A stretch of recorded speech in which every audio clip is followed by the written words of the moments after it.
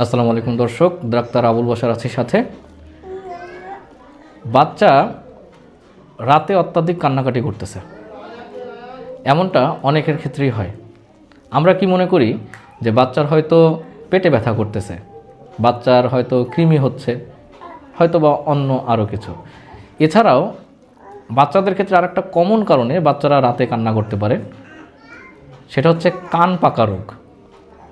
এক্ষেত্রে বাচ্চারা ঘুমালে ঘুমের মধ্যে কারণ ছাড়া কেঁদে উঠে, কান ডলাডলি করে, একটা অস্বস্তি ভাব দেখায়, অনেক সময় জ্বরও থাকতে পারে।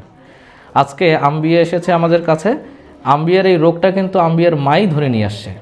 ওনার মনে হয়েছে যে কানে কোনো প্রবলেম থাকতে পারে।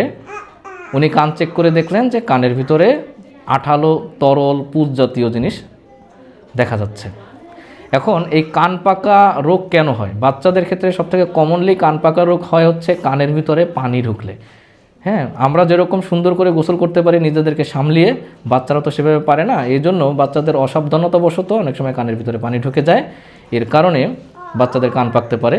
এছাড়া আমরা যেভাবে আমাদের কানের যত্ন নিতে পারি, বাচ্চাদের ক্ষেত্রে অনেক সময় সেভাবে যত্ন নেওয়া যায় না, বাচ্চারা সেভাবে যত্ন নিতে দেয় না। তো সেক্ষেত্রেও এইটা হতে পারে। এছাড়া বাচ্চারা খেলা করতে গিয়ে অনেক সময় ফরেন বডি কানের ভিতরে প্রবেশ করাতে পারে, এক্ষেত্রেও বাচ্চাদের কান পাকা রোগ হতে পারে। কান পাকলেই কানের ভিতরে তেল বা অন্য কোনো কানের ড্রপ চিকিৎসকের পরামর্শ ছাড়া আপনারা দিতে যাবেন না, এতে করে বিপদ আরও বাড়তে পারে।